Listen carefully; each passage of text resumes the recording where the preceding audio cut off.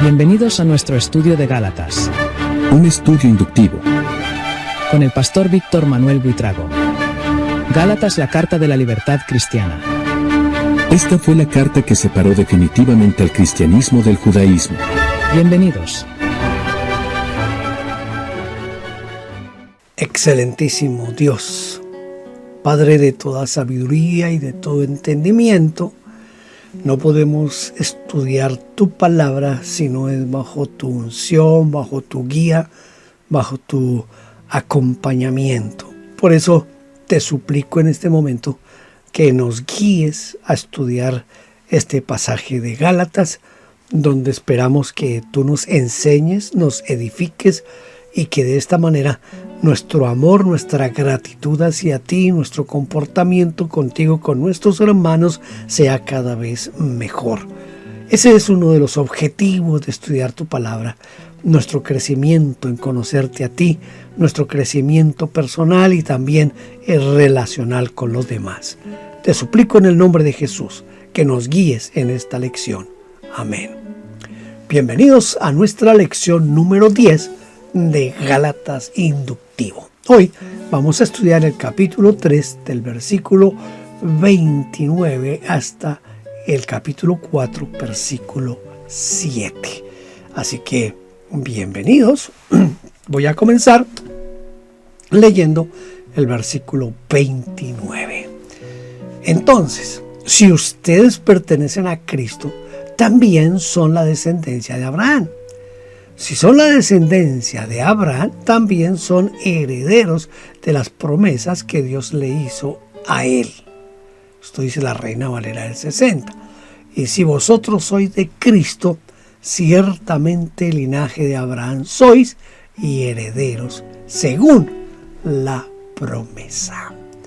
Vamos a recurrir a nuestras ayudas visuales con el PowerPoint que tenemos aquí listo. Ya hemos leído el versículo 29. La primera pregunta entonces es: ¿qué es un heredero?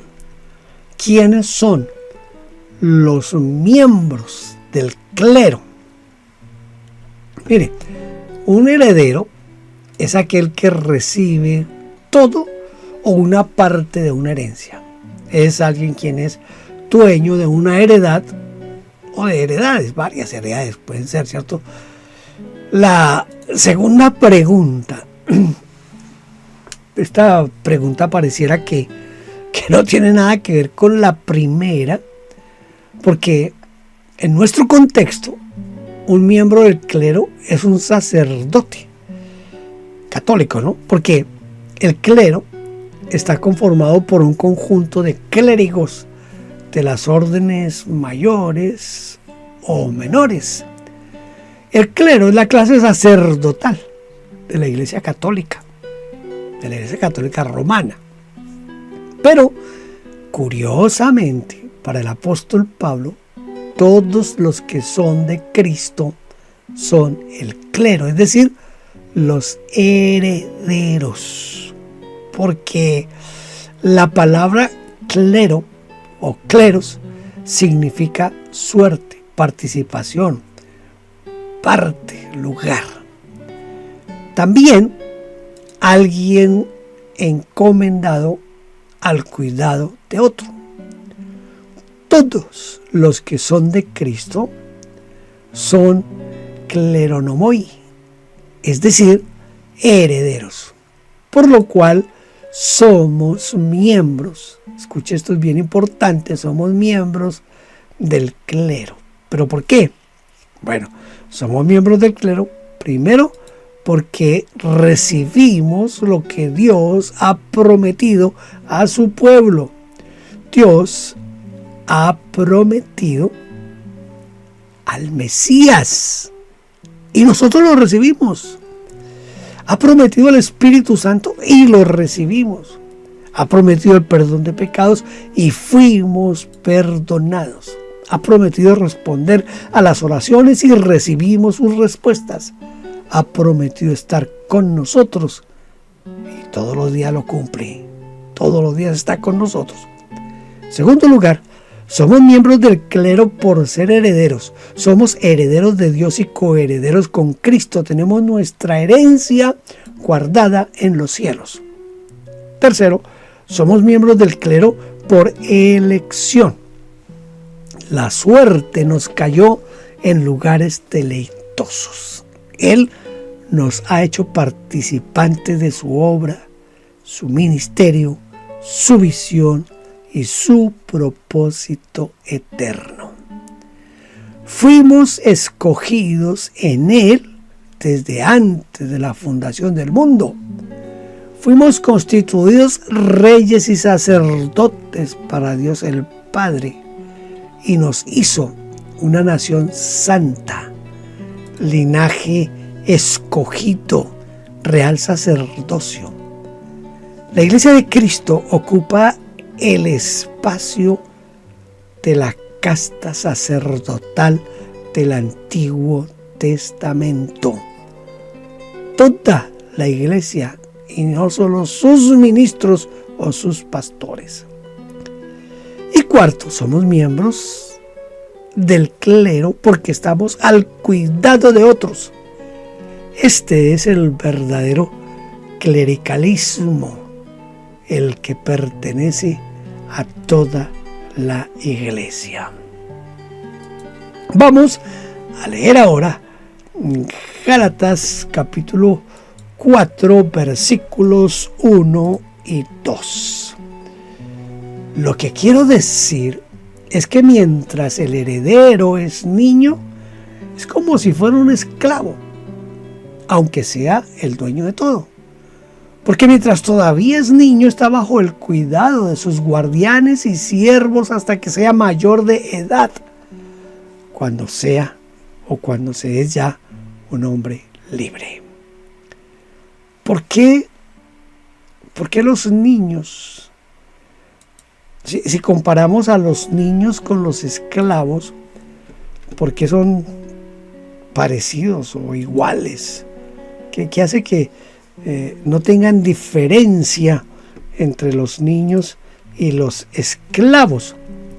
Los niños y los esclavos no tienen diferencia por varias razones. Primero, porque ambos carecen de libertad.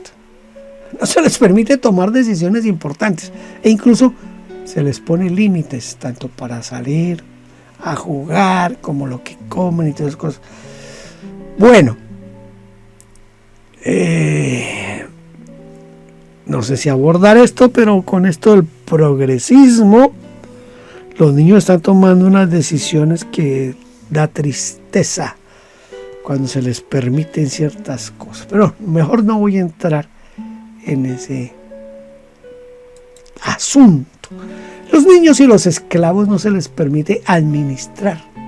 No tienen autoridad para invertir en la bolsa, ni para realizar transacciones comerciales, ni tomar decisiones financieras.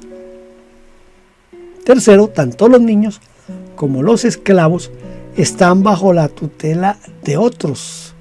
Es decir, que ellos dependen de otros. Están bajo tutores y administradores. No hay duda que el creyente que es niño, escuche esto, es niño, es señor de todo. Como heredero de Dios, ¿no?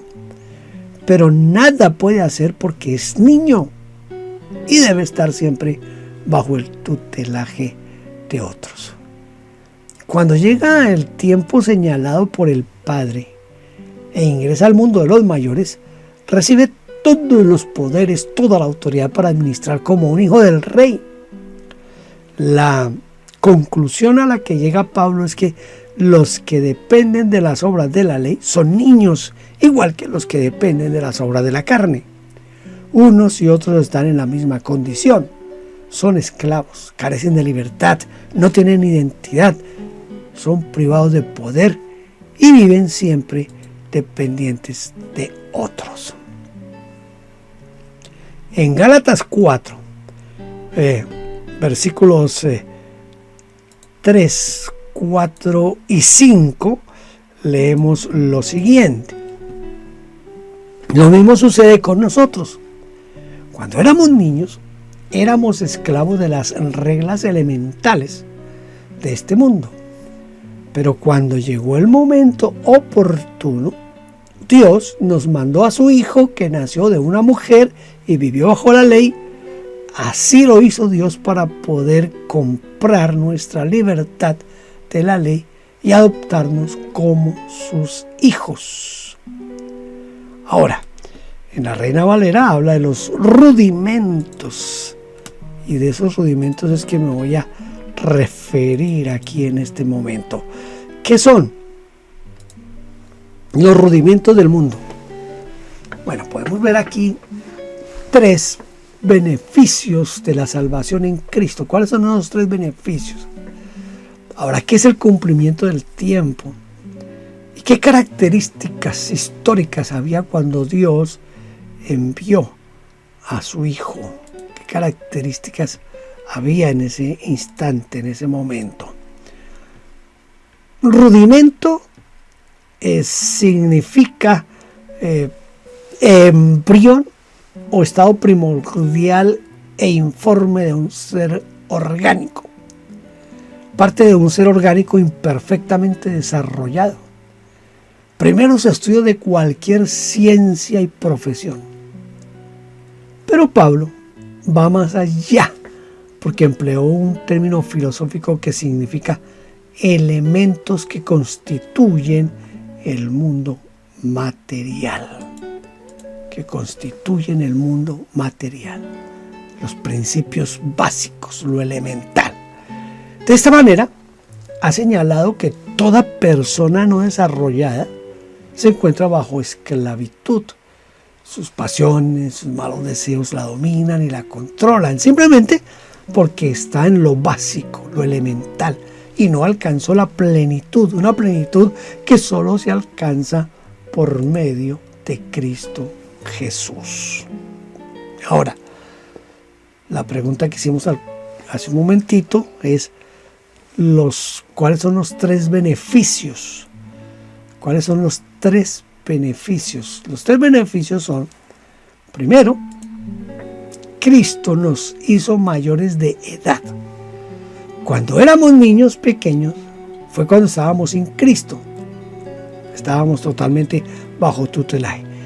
Por eso el apóstol Juan escribió: no tenéis necesidad de que nadie os enseñe, porque la unción misma os enseña todas las cosas. La mayoría de edad se produce por el Espíritu Santo en la vida de cada creyente. En segundo lugar, Cristo nos dio libertad, porque antes estábamos en esclavitud, pero ya no lo estamos. Por el mismo Espíritu nos hizo libres, y donde está el Espíritu de Dios, allí hay libertad. La madurez y la libertad van juntas. Por eso, cualquier retroceso a la vida anterior, sea bajo la ley o bajo la carne, es un regreso a la niñez espiritual y a la esclavitud. Tercero, Cristo nos hizo superiores. Él nos sacó de los elementos básicos, de lo elemental, donde nos encontrábamos, y nos colocó en un nivel superior. No hace falta ser muy observador para notar la diferencia en un creyente de su vida anterior y su vida posterior en Cristo. De lo elemental pasó a un grado superior que hace notable su testimonio. En cuanto a las características del tiempo en que Cristo vino, pues en el primer siglo de la era cristiana, en ese primer siglo de la era cristiana, se denomina plenitud de los tiempos, y ese y no otro debía ser el momento de la encarnación del Hijo de Dios. ¿Por qué razón? Porque, en primer lugar, fue el tiempo de la Pax Romana. Había caminos seguros, había vías marítimas libres de piratas y una administración que facilitaría la expansión del Evangelio. En segundo lugar, fue el tiempo del dominio de un solo idioma, el griego koiné, es decir, común, el griego común. Algunos dicen que el griego vulgar, pero se habla en el español, el término vulgar a veces se asocia con grosero, pero aquí vulgar es porque lo hablaba el vulgo, el pueblo, lo hablaba la mayoría de la gente. Entonces, este idioma enlazaba a las naciones y sus culturas hasta los lugares más remotos. Tercero, fue el tiempo cuando el judaísmo poseía bases en casi todos los países. La diáspora facilitó el establecimiento de las sinagogas, que luego serían los caminos de la obra misionera del apóstol Pablo. Recuerden que casi siempre que él llegaba a una ciudad, lo primero que buscaba era la sinagoga, y allí comenzaba a hablar de Cristo Jesús. Cuarto, fue el tiempo que se cerró el canon del Antiguo Testamento. El texto masorético estaba listo y la Septuaginta, o la versión de los 70, fue una traducción al idioma griego y accesible a todos. Entonces también eso facilitaba todo. En quinto lugar, fue el tiempo de un gran despertar espiritual que sensibilizó a la gente para la predicación de Jesucristo. Los esenios, o la comunidad del Qumran, los celotes, los fariseos, los saduceos, los herodianos, etcétera, etcétera, etcétera. Todos estaban impregnados de religiosidad. Sexto, fue un tiempo de crisis económica en lo que se denominaba como Judea. Mucha gente sin trabajo, sin recursos, plagados de enfermedades, se congregaban por miles y miles, buscando una esperanza para sus vidas cuando Jesús apareció predicando el evangelio del reino. En este tiempo, Dios envió a su Hijo nacido de mujer y nacido bajo la ley, es decir, limitado por la naturaleza humana y limitado bajo la ley para librar y redimir a los que estaban bajo la ley y adoptarlos como hijos. Voy a leer ahora Gálatas, capítulo 4, versículos 6 y 7. Ustedes son hijos de Dios y por lo tanto Él puso el espíritu de su Hijo en nosotros y ese espíritu grita: querido Padre. Entonces ya no eres esclavo sino hijo, y por ser hijo Dios te ha hecho heredero. Dios te ha hecho heredero. Este pasaje a mí siempre me ha conmovido esto de que por el espíritu que está en nosotros, que vive en nosotros, por ese espíritu podemos gritar: Abba Padre, Abba Padre. ¿Se acuerdan Romanos 8? Que el espíritu es el que gime por nosotros y el espíritu dice: Abba Padre. Algunos han traducido eso como papito, como en el inglés se utiliza mucho el daddy para hablar de papito. En Colombia decimos papi, el papi. Muy bien, vamos entonces aquí a nuestras preguntas. Pablo escribió: Dios envió a vuestros corazones el Espíritu de su Hijo. El Espíritu Santo y el Espíritu de Cristo, ¿es lo mismo? ¿Qué quiere decir Abba Padre?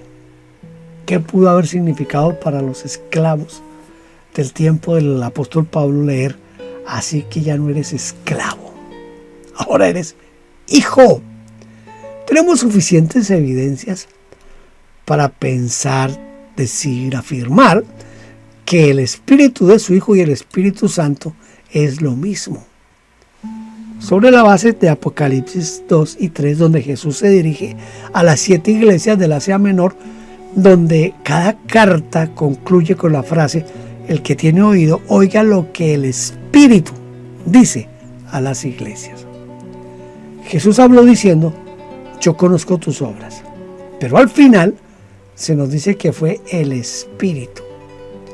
El Espíritu se manifiesta en forma de paloma, pero no es una paloma, como fuego, como viento recio, como ríos de agua viva que salta en nuestro interior, como la unción santa sobre nuestras cabezas y como sello y garantía de nuestra herencia, como un confortador, como un consolador, el Paráclitos, ¿no? Como una llama siempre encendida que no debemos apagar, como palabra de sabiduría, de ciencia, de revelación que debemos oír. Se manifiesta en dones y ministerios por medio de los cuales podemos servir a Dios más eficazmente. En fin, es el Espíritu de Cristo. Es el Espíritu de Cristo.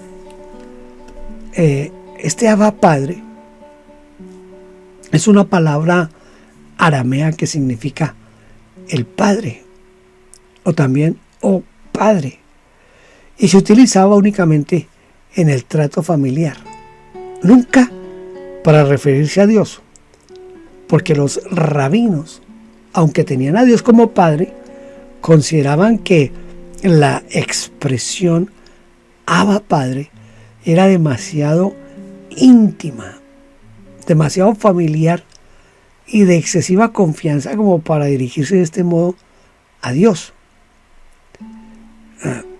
Sin embargo, fue Jesucristo quien comenzó a utilizar esta expresión con Dios, y luego Pablo la incluye como la manifestación de nuestra filiación espiritual y herencia divina. Tal vez hoy, por no contar con un sistema esclavista, no captamos toda la dimensión y la fuerza emotiva de esta frase del apóstol Pablo: ya no eres esclavo sino hijo. Porque la esclavitud era parte de la vida cotidiana de todos los habitantes. Todos los que vivían bajo el imperio romano estaban demasiado familiarizados con la esclavitud. Aunque si bien muchos esclavos fueron maltratados, también muchos otros fueron considerados miembros de la propia familia y muy queridos, e incluso algunos no solamente fueron emancipados, sino también adoptados como hijos por algunos grandes terratenientes, haciéndolos herederos de todas sus posesiones y riquezas. Eso significó un cambio total. De esclavos pasaron a ser hombres libres, de no tener nada a poseerlo todo, de ser ignorados sin alma ni nombre, ahora poseían un apellido renombrado y honrado. De ser subestimados y menospreciados pasaron a ser valorados en gran manera.